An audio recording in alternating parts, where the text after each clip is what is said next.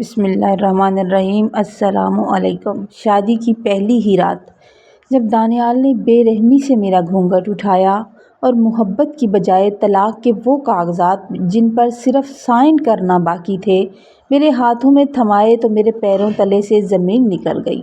اس نے سرد لہجے میں کہا کہ وہ کسی اور کے عشق میں گرفتار ہے اور یہ شادی صرف جائیداد ہڑپ کرنے کا ایک ڈرامہ تھی۔ یہ کہہ کر وہ کمرے سے چلا گیا۔ اگلا پورا ہفتہ دانیال گھر سے غائب رہا اور سسرال میں ایک عجیب سی پراسرار خاموشی چھائی رہی جس نے میرے دل میں ہزاروں وسوسے پیدا کر دیے تھے۔ ابھی میں اس صدمے سے سنبھل بھی نہیں پائی تھی کہ شادی کے ٹھیک 7ویں دن اچانک گھر کو کسی گہرے راز کی طرح دوبارہ سجایا جانے لگا، اور اسی رات باراتیوں کے بغیر اندھیرے میں دانیال ایک انتہائی حسین مگر پراسرار لڑکی کا ہاتھ تھامے گھر میں داخل ہوا تھا۔ اسے دیکھتے ہی چچی نے جھوٹ موٹ کا واویلا شروع کر دیا اور چچا نے دانیال کو سب کے سامنے ایک زوردار تھپڑ رسید کیا تھا تاکہ یہ سارا کھیل ایک سچا حادثہ لگے۔ لیکن ان سب کے چہروں کی چمک اور اس نئی لڑکی کی خاموشی چیخ چیخ کر کہہ رہی تھی، جب سے میں نے ہوش سنبھالا تھا اور دنیا دیکھنے اور سمجھنے کے قابل ہوئی تھی تو مجھے اپنے ارد گرد کے لوگوں کے رویے اور ان کی باتوں سے پہلی بار یہ اندازہ ہوا تھا کہ میں عام لڑکیوں جیسی نہیں ہوں۔ لوگ اکثر میرے سامنے یا میرے پیٹھ پیچھے یہ تذکرہ کرتے تھے کہ میرا رنگ بہت سانولا ہے، میری شکل و صورت میں کوئی خاص کشش نہیں ہے اور میں خوبصورتی کے ان معیاروں پر پورا نہیں اترتی جو اس معاشرے نے بنا رکھے ہیں۔ زندگی کے ہر موڑ پر، ہر تقریب اور ہر محفل میں مجھے کسی نہ کسی بہانے اس بات کا احساس دلایا جاتا ہے جس نے آہستہ آہستہ میرے معصوم ذہن پر گہرا اثر چھوڑا تھا، اور میں شدید احساس کمتری کا شکار ہو گئی تھی۔ میں اپنے والدین کی اکلوتی اور لاڈلی بیٹی تھی، اس لیے میرے امی اور ابو مجھ سے بے حد محبت کرتے تھے اور دنیا کی ہر خوشی میرے قدموں میں رکھنا چاہتے تھے۔ جب بھی باہر کے لوگ یا رشتہ دار میری رنگت کا مذاق اڑاتے، میرا دل دکھاتے، میں تڑپ جاتی اور روتی ہوئی اپنی ماں کی گود میں سر چھپا لیتی تھی۔ میں روتے ہوئے اکثر اپنی ماں سے سوال کرتی، اماں، اس روپ رنگ میں میرا کیا قصور ہے؟ میں نے خود کو اپنے ہاتھوں سے تو نہیں بنایا، پھر یہ لوگ مجھے دیکھ کر ایسی کڑوی باتیں کیوں کرتے ہیں اور مجھے جینے کیوں نہیں دیتے؟ میری ماں ہمیشہ میرے آنسو صاف کرتی، مجھے اپنے سینے سے لگاتی اور بڑے پیار سے کہتی، میری بچی، تم دنیا کی سب سے خوبصورت اور انمول لڑکی ہو، لوگوں کی باتوں پر دھیان مت دیا کرو۔ ماں کی ان دلاسا دینے والی باتوں سے میرے زخمی دل کو تھوڑا سکون مل جاتا تھا اور کچھ دیر کے لیے میں اپنے سارے زخم بھول جایا کرتی تھی۔ ہمارے خاندان میں میرے ایک چھوٹے چچا بھی تھے جن کا ایک بیٹا اور ایک بیٹی تھی۔ ان کی بیٹی، جس کا نام سحر تھا، واقعی بہت گورے رنگ کی اور بے حد حسین لڑکی تھی۔ اسے اپنی اس خوبصورتی پر بہت غرور تھا اور جب بھی میں اس کے ساتھ کھیلنے کی کوشش کرتی یا اس کے پاس جا کر بیٹھ جاتی تو وہ فوراً مجھے حقارت سے نظر سے دیکھتی اور میری سانولی رنگت کا مذاق اڑانا شروع کر دیتی۔ سحر کی ان دل دکھانے والی باتوں پر چچی بھی خاموش رہنے کی بجائے یا اسے سمجھانے کی بجائے دھیمے سے مسکرایا کرتی تھی، جس سے سحر کی مزید حوصلہ افزائی ہوتی اور میرا دل ٹوٹ جاتا تھا۔ لیکن سب کے برعکس ان کا بیٹا دانیال بالکل مختلف طبیعت کا مالک تھا۔ اس نے بچپن سے لے کر جوانی تک کبھی بھی میری شکل و صورت یا رنگ کا مذاق نہیں بنایا تھا۔ وہ جب بھی مجھ سے ملتا ہمیشہ عزت، تمیز اور خلوص کے ساتھ بات کرتا تھا، اور جب سحر میرے رنگ کا مذاق اڑاتی تو دانیال اپنی بہن کو سختی سے ڈانٹتا تھا اور منع کرتا تھا کہ ایسی باتیں مت کیا کرو۔ کسی کی شکل یا رنگت کا مذاق کسی کی شکل بنانا انسان کے بس میں نہیں ہوتا، یہ سب اللہ کی دین ہے اور ہمیں کسی کی دل شکنی نہیں کرنی چاہیے۔ دانیال کا یہ شریفانہ اور ہمدردانہ رویہ دیکھ کر میرے دل میں اس کے لیے عزت اور محبت مزید بڑھ گئی تھی، اور مجھے لگتا تھا کہ اس پورے مطلبی خاندان میں صرف دانیال ہی ایک بہترین اور سچا انسان ہے۔ جیسے جیسے وقت گزرتا گیا میں بچپن کی دہلیز پار کر کے جوانی میں داخل ہو گئی تھی، اور اس کے ساتھ ہی میرے حالات بھی میں ایک بڑی تبدیلی آنے لگی تھی۔ چونکہ میں اپنے والدین کی واحد اولاد تھی، اس لیے میرے ابو کی جتنی بھی جائیداد، زرعی زمینیں اور بینک بیلنس تھا، وہ سب قانونی اور شرعاً میرا ہی تھا، اور ابا کے بعد یہ تمام دولت میرے نام پر منتقل ہونا تھی۔ ہمارے خاندان کے وہ لوگ جو کل تک میری رنگت کی وجہ سے مجھ سے دور بھاگتے تھے اور مجھے حقیر سمجھتے تھے، اب ان کی نظریں میرے ابو کی اس بے پناہ دولت اور زمین پر ٹک سی گئی تھیں۔ جیسے ہی میں شادی کی عمر کو پہنچی، خاندان بھر سے میرے لیے رشتوں کی لائن لگ گئی تھی، اور وہ لوگ جو کبھی میری شکل دیکھنا پسند بھی نہیں کرتے تھے، اب میرے گھر کے چکر کاٹنے لگے تھے۔ ہم سب لوگ اچھی طرح سے سمجھ رہے تھے کہ ان رشتوں کے پیچھے میرے لیے کوئی محبت یا پسندیدگی نہیں تھی، بلکہ وہ سب کے سب لالچی، انتہائی لالچی لوگ تھے، اور صرف میری جائیداد کو ہڑپ کرنے کے لیے مجھ سے شادی کے خواہشمند تھے۔ انہی دنوں چچا اور چچی نے اپنے اصل پتے کھیلنا شروع کیے، اور وہ ایک دن میرے گھر رشتہ لے کر پہنچ گئے۔ جو کبھی مجھے دیکھ کر منہ بنا لیا کرتی تھی میری چچی، اب میری امی کے سامنے بیٹھ کر میری تعریفوں کے پل باندھ رہی تھی، اور انہوں نے بڑے اصرار کے ساتھ دانیال کا رشتہ میرے لیے مانگ لیا تھا۔ میری اماں اور ابو کے لیے یہ بہت بڑا فیصلہ تھا، کیونکہ وہ جانتے تھے کہ دانیال ایک سلجھی ہوئی طبیعت کا مالک ہے، اور اس نے ہمیشہ میری عزت کی ہے۔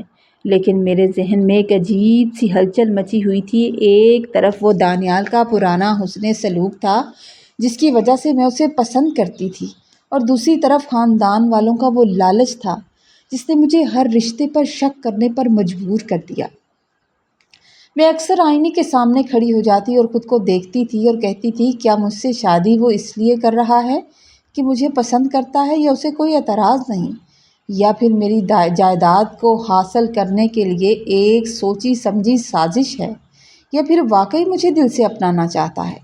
میری امی اور ابو کو لگا کہ چونکہ دانیال اپنا خون ہے، چچا کا بیٹا ہے، اور بچپن سے اس کا رویہ بھی میرے ساتھ ٹھیک رہا ہے، اس لیے اس پر آرام سے اعتبار کیا جا سکتا ہے۔ انہوں نے سوچا کہ جائیداد کے لالچی باہر کے کسی اجنبی کو دینے سے بہتر ہے کہ لڑکی کا ہاتھ اپنے ہی بھتیجے کے ہاتھ میں دے دیا جائے۔ چونکہ اپنا خون ہے تو کبھی زیادتی نہیں کرے گا، چنانچہ انہوں نے زیادہ سوچ بچار کیے بغیر جلدی سے دانیال کے ساتھ میری بات پکی کر دی تھی۔ اس کے بعد تو جیسے وقت کو پڑ لگ گئے، چٹ منگنی اور پٹ بیاہ والا معاملہ ہوا، اور دیکھتے ہی دیکھتے شادی کی تیاریاں شروع ہو گئی تھی۔ اور وہ دن بھی آ گیا جب میں رخصت ہوئی، اور رخصت ہو کر اپنے چچا کے گھر یعنی اپنے سسرال آ گئی تھی۔ میرے دل میں نئی زندگی کو لے کر بہت سی امیدیں، خواب اور خوشیاں تھیں۔ میں دلہن کے لباس میں سجے ہوئے اپنے کمرے میں اکیلی بیٹھی یہ سوچ رہی تھی کہ وہ کتنا اچھا انسان ہے، جس نے بچپن سے کبھی میری رنگت کا مذاق نہیں اڑایا، کبھی میرے کم شکل ہونے پر طنز نہیں کیا۔ آج وہی دانیال میری زندگی کا ساتھی بن چکا ہے۔ میں اس بات پر خود کو دنیا کی خوش قسمت ترین لڑکی سمجھ رہی تھی، اور خدا کا شکر کر رہی تھی کہ مجھے اتنا با اخلاق شوہر ملا تھا۔ لیکن میری یہ خوشی اور دنیا کے ارمان چند ہی لمحوں میں اس وقت خاک میں مل گئے جب دانیال کمرے میں داخل ہوا۔ اس نے میرا گھونگھٹ اٹھایا، اور اس کے چہرے پر روایتی شوہروں جیسی کوئی خوشی یا محبت نہیں تھی۔ اس نے انتہائی سرد اور سخت لہجے میں مجھ سے کہا کہ وہ مجھ سے شادی نہیں کرنا چاہتا، بلکہ اسے خاندانی واسطے اور قسمیں دے کر اس شادی کے لیے زبردستی راضی کیا گیا تھا۔ اس نے بغیر کسی جھجک کے صاف کہہ دیا تھا کہ میں جب چاہوں اس کی زندگی سے نکل کر اپنے مائکے واپس جا سکتی ہوں، کیونکہ وہ کسی اور لڑکی کو پسند کرتا ہے، اور اس نے ہمارے طلاق کے کاغذات بھی پہلے سے تیار کروا رکھے تھے۔ دانیال نے مزید زہر اگلتے ہوئے کہا کہ اس کے ماں باپ کو میری ذات سے نہیں، بلکہ میرے ابو کی دولت اور زمینوں سے مطلب تھا۔ اس وجہ سے انہیں ڈر تھا کہ اگر میری شادی خاندان سے باہر کسی اور جگہ ہو گئی تو یہ ساری جائیداد اور پیسہ ہاتھ سے نکل جائے گا۔ اس لیے اس کے والدین نے خود اسے یہ مشورہ دیا تھا کہ وہ فی الحال مجھ سے شادی کر لے، تاکہ گھر کا پیسہ باہر نہ جائے، اور بعد میں جب وہ چاہے تو اپنی پسند کی لڑکی سے دوسری شادی کر سکتا ہے۔ یہ کڑوی باتیں میرا دل چھلنے کرنے کے لیے کافی تھیں۔ وہ یہ سب بے رحمی سے کہہ کر خاموشی سے کمرے سے باہر چلا گیا اور مجھے اپنی قسمت پر رونے کے لیے چھوڑ کر چلا گیا۔ مجھے دانیال سے اس قدر سنگ دلی کی امید نہیں تھی۔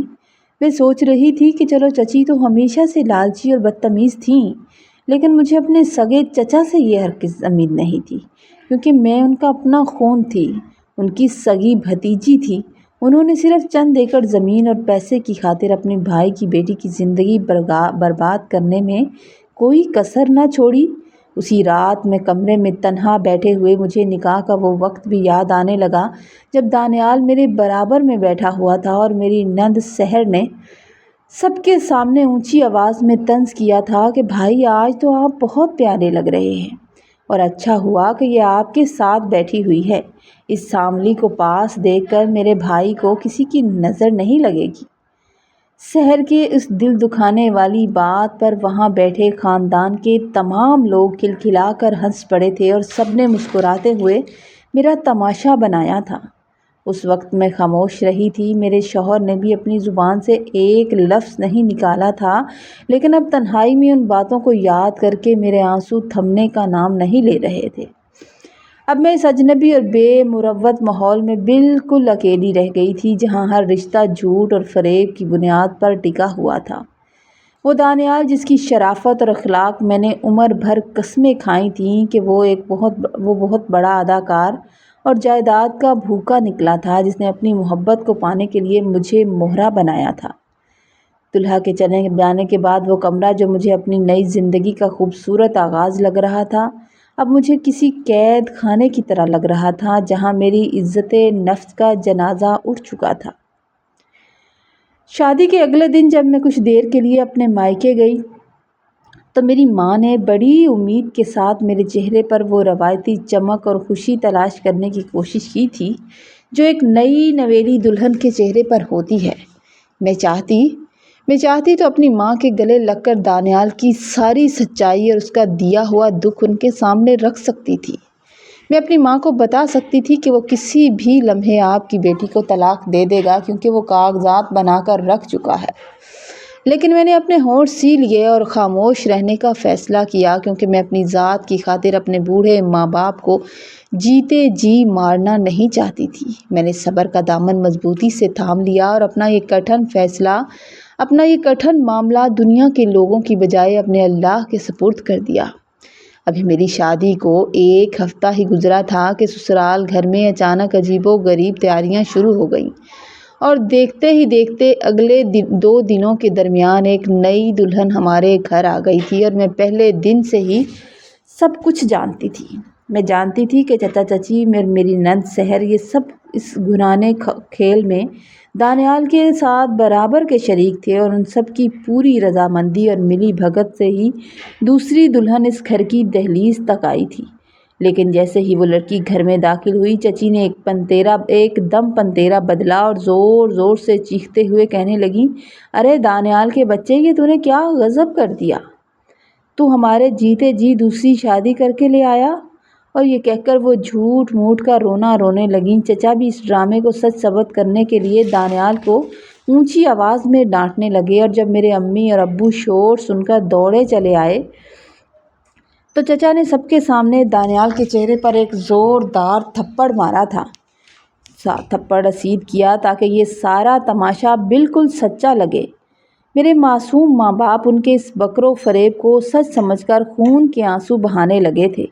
یہ دیکھ کر میں نے آگے بڑھ کر اپنے ابو کے کانپتے ہوئے کندھے پر ہاتھ رکھا اور انتہائی حوصلے سے کہا تھا کہ مجھے اس بات کا کوئی دکھ نہیں ہے، تو پھر آپ کیوں پریشان ہوتے ہیں؟ آپ کی بیٹی بہت بہادر ہے، اسے اپنے آنسوؤں سے کمزور مت کریں۔ میرے ابا نے تڑپ کر مجھے اپنے سینے سے لگایا اور زاروں کوتار رونے لگے، جس کے بعد وہ دونوں انتہائی مایوس اور بوجھل دل کے ساتھ گھر واپس لوٹ گئے تھے۔ ان کے جانے کے بعد جب میں اپنے کمرے میں آئی تو ضبط کے سارے بندھن ٹوٹ گئے اور میں پھوٹ پھوٹ کر رونے لگی۔ اسی دوران میں نے دیکھا کہ سامنے کا وہ کمرہ جو کئی دنوں سے بند تھا، آج اسے کھول کر بڑی خوبصورتی سے سجایا جا چکا تھا، جس کے بستر اور سجاوٹ کو دیکھ کر یہ صاف پتہ چل رہا تھا کہ یہ سب پہلے سے طے شدہ تھا۔ ان سب کی پلاننگ تھی، اور نئی آنے والی عورت جس کا نام ثنا تھا واقعی بے حد حسین اور چاند کا ٹکڑا تھی۔ وہ اتنی خوبصورت تھی کہ کوئی بھی اسے دیکھ کر بیٹھ کر بس دیکھتا ہی رہے۔ تبھی مجھے اندازہ ہوا کہ میرا شوہر کیوں اس کے عشق میں اس حد تک گرفتار ہو گیا تھا۔ میں نے اپنے آنسو صاف کیے، کچن میں گئی، کھانا گرم کیا اور ساتھ میں دودھ کے گلاس رکھ کر اپنے شوہر کے کمرے میں چلی آئی تھی۔ دانیال اور اس کی بیوی مجھے اس روپ میں اپنے سامنے دیکھ کر بری طرح حیران ہو گئے کہ میں نے ان کے کمرے میں کھانا کیوں رکھا، لیکن میں وہاں خاموشی سے کھانا رکھ کر واپس اپنے کمرے میں چلی آئی تھی۔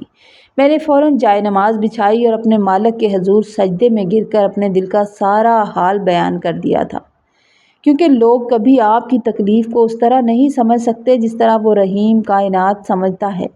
مجھے معلوم تھا کہ اس دردناک رات میرے ساتھ ساتھ میرے بوڑھے ماں باپ کی آنکھوں میں بھی نیند کا ایک قطرہ نہیں آئے گا، میرے ساتھ ساتھ وہ بھی آج کی رات اسی طرح گزاریں گے۔ اگلے دن صبح سویرے جب میں کچن میں سب کے لیے ناشتہ بنا رہی تھی تو ثنا کچن میں آئی تھی۔ اس کا رویہ، اس کا لہجہ کچھ عجیب سا تھا۔ اس نے مجھ سے کہا کہ وہ اپنے شوہر کا ناشتہ اب خود بنائے گی۔ اپنے شوہر کا ناشتہ وہ خود بنائے گی۔ میں نے مڑ کر ایک دھیمی اور پرسکون مسکراہٹ کے ساتھ اس کی طرف دیکھا اور کہا، بے شک تم بنا لو، لیکن تم اب صرف ایک دن کی دلہن ہو، کچھ دن آرام کر لو پھر بنا لینا۔ اور ہاں، تمہیں مجھ پر غصہ کرنے یا مجھ سے حسد کرنے کی ضرورت نہیں ہے، کیونکہ تم خود ایک بار میری طرف دیکھو، کیا تمہیں لگتا ہے کہ میں اس قابل ہوں کہ کوئی مرد میری طرف مائل ہو سکے؟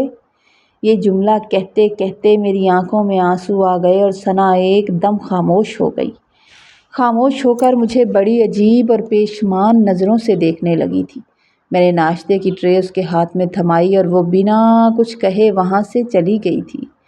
اس دن کے بعد سے ثنا کے رویے میں واضح تبدیلی آئی۔ وہ کبھی میرا دل نہیں دکھاتی تھی، مجھ سے ہمیشہ عزت سے بات کرتی تھی اور گھر کا کوئی بھی کام ہوتا تو مجھ سے پوچھ کر کرتی تھی۔ انہی دنوں میری نند سحر کا بھی ایک اچھی جگہ رشتہ آیا اور نکاح ہو کر وہ بھی اپنے گھر چلی گئی۔ میرا شوہر اپنی اس خوبصورت بیوی کے ساتھ زندگی گزارنے پر بہت خوش تھا اور میری طرف تو دیکھنا بھی گوارا نہیں کرتا تھا، جبکہ میری ساس اس بات پر شدید حیران تھی کہ ہم دونوں سوتنے آپس میں جھگڑا کیوں نہیں کرتی، ہماری آپس میں بحث کیوں نہیں ہوتی۔ ایک دو بار میں نے چھپ کر اپنی ساس کو ثنا سے یہ کہتے ہوئے سنا تھا کہ بہو، یہ لڑکی جتنی سیدھی سادی نظر آتی ہے اندر سے ویسی نہیں ہے، اس سے ذرا بچ کر رہنا۔ اس بات پر ثنا نے میری ساس کو جواب دیا کہ اماں، وہ تو بہت معصوم لگتی ہے، وہ تو بہت معصوم ہے، کبھی کسی کو کچھ نہیں کہتی، پھر بھی آپ اس کے بارے میں ایسی باتیں کیوں کر رہے ہیں؟ تو میری حاسد ساس نے زہر اگلتے ہوئے کہا کہ تم اس کی معصومیت پر مت جانا، وہ بڑی تیز ماں کی بیٹی ہے۔ لیکن میں نے ان کی سازشوں کو بھی اللہ پر چھوڑ دیا تھا۔ یہ باتیں سن کر میرا دل ضرور دکھا تھا، لیکن میں نے سوچا کہ میرا اللہ دیکھ رہا ہے۔ شادی کے کچھ عرصے بعد ایک دن اچانک مجھ سے تھوڑی سی غلطی ہو گئی، جس پر میری ساس نے مجھے بہت ہی کڑوی اور دل دکھانے والی باتیں سنائی تھی۔ میں ساس کی باتیں سن کر دل برداشتہ ہو کر ایک کونے میں بیٹھ کر رو رہی تھی کہ میری سوتن ثنا میرے پاس آئی اور بڑے پیار سے کہنے لگی، آپی، جب آپ کی کوئی غلطی نہیں تھی اور آپ اپنی جگہ بالکل سچی تھیں تو پھر آپ بولتی کیوں نہیں، کسی سے کچھ کہتی کیوں نہیں، آپ ہمیشہ ہر ظلم پر یوں خاموش کیوں رہتی ہیں؟ میں نے اپنی آنسوؤں سے بھری آنکھیں اٹھا کر اس کی طرف دیکھا اور درد بھری آواز میں کہا، ثنا، میرا نصیب ہی ایسا ہے، میں اپنے ماں باپ کی اکلوتی بیٹی ہوں، سر پر کوئی بھائی نہیں ہے جو میرا سہارا بن سکے۔ میرے ماں باپ اب بہت بوڑھے ہو چکے ہیں، اگر میں طلاق لیتی ہوں، طلاق لے کر ان کے گھر چلی جاتی ہوں تو وہ اس دکھ سے بیمار ہو جائیں گے اور میں انہیں دیکھ کر جیتی ہوں۔ پھر میری شکل و صورت بھی ایسی نہیں ہے کہ اگر مجھ پر طلاق کا دھبا لگ گیا تو نہ جانے کوئی مجھ سے شادی کرے گا یا نہیں، اور میں اپنے ماں باپ کو مزید اپنی وجہ سے کوئی دکھ نہیں دینا چاہتی۔ میری یہ داستان سن کر ثنا کی آنکھیں بھر آئی تھی اور شاید اس کے دل میں میرے لیے ایک سچا رحم اور تڑپ پیدا ہو گئی تھی۔ جب میرا دل بہت زیادہ دکھی ہوتا تو میں کچھ دنوں کے لیے اپنے ماں باپ کے گھر چلی جاتی تھی، جس سے میرے دل کا بوجھ ہلکا ہو جاتا تھا۔ لیکن وہاں جا کر بھی میں اپنے چہرے پر ایسی جھوٹی خوشی سجاتی تھی کہ انہیں کبھی احساس نہ ہو کہ میں اندر سے کتنا ٹوٹ چکی ہوں۔ اس وقت گزرتا رہا اور ہماری شادی کو 4 سال گزر گئے، لیکن ثنا کی کوئی اولاد نہیں تھی۔ اب گھر میں ایک عجیب سی پریشانی آہستہ آہستہ پھیلنے اور بڑھنے لگی تھی۔ میری ساس کا رویہ ثنا کے ساتھ سخت ہونے لگا تھا۔ ثنا اکثر اکیلی بیٹھ کر روتی تھی تو میں اس کے پاس جاتی اور اس کی ڈھارس بندھاتی کہ اللہ بہتر کرے گا، مایوس نہیں ہوتے، اگر تمہاری نصیب میں اولاد ہے تو اللہ تمہیں ضرور دے گا۔ ایک دن وہ دونوں ڈاکٹر کے پاس گئے اور جب سارے ٹیسٹ کی رپورٹیں آئیں تو پتہ چلا کہ ثنا کبھی ماں نہیں بن سکتی۔ اس دن ہمارے گھر میں ایک بہت بڑا ہنگامہ کھڑا ہو گیا تھا۔ میری ساس ثنا کو بہت برا بھلا کر رہی تھی اور اس مشکل گھڑی میں میرا شوہر بالکل خاموش کھڑا تھا، جس نے اپنی پسندیدہ بیوی کے حق میں ایک لفظ بھی نہیں بولا، کیونکہ مرد اپنی بیوی سے جتنا مرضی پیار کیوں نہ کرتا ہو، اسے اولاد کی خواہش ضرور ہوتی ہے۔ گھر کا ماحول کافی دنوں تک بہت تناؤ کا شکار رہا۔ پھر ایک دن ثنا اچانک میرے پاس میرے کمرے میں آئی اور مجھ سے کہنے لگی، آپی، اگر میں آپ سے کچھ مانگوں تو کیا آپ مجھے دیں گی؟ میں آپ پر کوئی ظلم یا قربانی نہیں مانگ رہی، بلکہ اب میں دل سے آپ کو اس گھر کی پہلی بیوی اور دانیال کی ہمسفر تسلیم کرنا چاہتی ہوں۔ میں نے حیران ہو کر مسکرا کر اس کی طرف دیکھا اور کہا کہ کیا اب تمہیں بھی مجھ سے کوئی مطلب نکالنا ہے؟ مجھ سے کوئی مطلب ہے تمہارا؟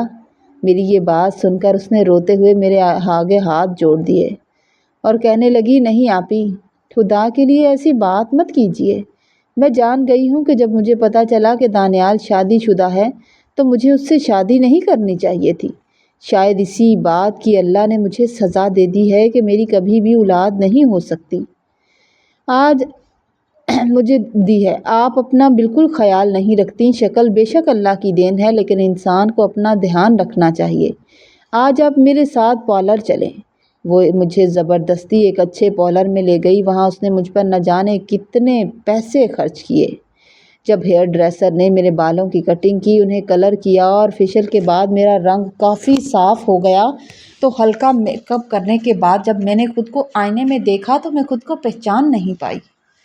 میں زندگی میں کبھی پارلر نہیں گئی تھی، کیونکہ لوگوں کی باتوں نے مجھے اس قدر احساس کمتری کا شکار بنا دیا تھا کہ میں نے کبھی اپنے بارے میں سوچا ہی نہیں تھا۔ ثنا مجھے کچھ دیکھ کر بہت خوشی ہوئی اور کہنے لگی، آج سے آپ وعدہ کیجئے کہ آپ اپنا خیال رکھیں گی۔ میں چاہتی ہوں کہ آپ کا شوہر آپ کی طرف لوٹے اور اللہ آپ کی گود ہری کرے۔ میں آپ کے بچوں کی نوکرانی بن کر زندگی گزار دوں گی، بس مجھے گھر سے مت نکالیے گا۔ میں نے حیران ہو کر قدرت کی اس بازی کو پلٹتے ہوئے دیکھا کہ کل جس مغرور مقام پر میں ثنا کو دیکھتی تھی، آج وہ وہاں بے بس کھڑی تھی اور اس کی اتنی زیادہ خوبصورتی بھی اس کے کسی کام نہیں آ رہی تھی۔ اس دن جب میں گھر آئی تو میری ساس نے بھی حیران ہو کر مجھے دیکھا تھا اور میری شوہر نے بھی پہلی بار مجھے ایک الگ نظر سے نوٹس کیا تھا۔ اب ثنا گھر کا ہر کام مجھ سے پوچھ کر کرتی اور دانیال کی خدمت کا ہر ذمہ اس نے مجھے سونپ دیا تھا۔ شاید میری ساس نے بھی میرے شوہر کو سمجھایا تھا اور ان لوگوں کو اب مجھ سے مطلب بن گیا تھا، کیونکہ اب وہ لوگ اپنے مطلب اور اولاد کی چاہت کے لیے مجھ پر توجہ دینے لگے تھے۔ شادی کے 5 سال کے بعد آج میں صحیح معنوں میں دانیال کی بیوی بن گئی تھی، کیونکہ ان لوگوں کو اب میری ضرورت تھی۔ پھر اللہ کا ایسا کرم ہوا کہ میرے بہت جلد میرے گھر سے مجھے ایک بہت بڑی خوشخبری سننے کو ملی اور میں امید سے ہو گئی۔ میرا شوہر اب بالکل بدل چکا تھا اور میرا بہت خیال رکھنے لگا تھا۔ وہ میری ہر ضرورت کا دھیان رکھتا۔ میرے ساس کے رویے میں بھی ایک اچانک نرم لچک آ گئی تھی اور میری سوتن ثنا تو پہلے ہی میرے ساتھ بہت اچھی ہو چکی تھی، اس لیے کبھی بھی اس کے اور اپنے درمیان کوئی فرق نہیں رکھا۔ جب اللہ نے مجھے ایک خوبصورت بیٹے سے نوازا تو مجھ سے زیادہ خوشی تو میری ثنا کے چہرے پر تھی۔ وہ خوشی سے جھوم رہی تھی۔ لیکن اس نے میری اجازت کے بغیر میرے بچے کو ہاتھ بھی نہیں لگایا تھا۔ میں نے اسے اس طرح خوش ہوتے دیکھا، اس طرح ہنستے مسکراتے دیکھا تو سوچا کہ انسان کو کبھی بھی کسی کی نیکی نہیں بھولنی چاہیے۔ جب ثنا اس گھر میں نئی نویلی دلہن بن کر آئی تھی، تب بھی اس نے کبھی مجھ پر کوئی ظلم نہیں کیا تھا۔ وہ چاہتی تو مجھے اس گھر سے نکلوا سکتی تھی، میرے ساتھ کچھ بھی کر سکتی تھی، تو پھر میں کیسے اس کا یہ احسان بھول جاتی۔ میں نے اگلے ہی لمحے اپنے جگر کے ٹکڑے کو اٹھایا اور ثنا کی گود میں ڈال دیا اور کہا کہ اس بچے کی پہلی ماں تم ہو، کیونکہ مجھے اس گھر میں بیوی کا حق دلانے والی بھی تم ہی ہو۔ یہ سن کر ثنا کی آنکھوں سے آنسو بہہ نکلے اور اس نے بچے کو سینے سے لگا لیا۔ اب میں اپنے گھر میں بہت خوش ہوں اور سکون میں ہوں۔ میرے ماں باپ اب کافی بوڑھے اور بیمار ہو گئے ہیں، لیکن ان کے دل میں اب سب سے بڑا یہ سکون ہے کہ ان کی بیٹی اپنے گھر میں راج کر رہی ہے اور خوش ہے۔ میرے شوہر کا رویہ بھی اب پوری طرح بدل چکا ہے، وہ مجھ سے بھی بے پناہ محبت کرتے ہیں اور ثنا کے ساتھ بھی ان کا رویہ کافی بہتر ہے۔ اس بیٹے کے بعد اللہ نے مجھے 2 بیٹیاں اور ایک اور بیٹا دیا۔ میرے ان سب بچوں کا مجھ سے بھی زیادہ خیال ثنا رکھتی ہے۔ ہمارے گھر میں کبھی کسی باہر والے کو یہ احساس ہی نہیں ہوا کہ ہم دونوں سوتنے ہیں یا بہنیں ہیں یا ہمارے درمیان کوئی فرق ہے۔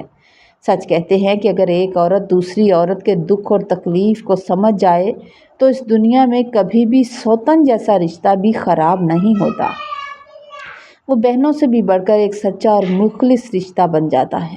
سٹوری اگر آپ کو اچھی لگے تو آپ نے لائک کرنا ہے، کامنٹ میں ضرور بتانا ہے۔ چینل پر نئے ہیں تو چینل کو سبسکرائب کر دیجئے۔ خوش رہیے، آباد رہیے، اللہ تعالیٰ آپ کو سلامت رکھے، اپنی فیملی کے ساتھ دوسروں کے لیے آسانیاں پیدا کریں تاکہ اللہ تعالیٰ آپ کی مشکلیں آسان کرے اور آپ کو، ماں باپ کو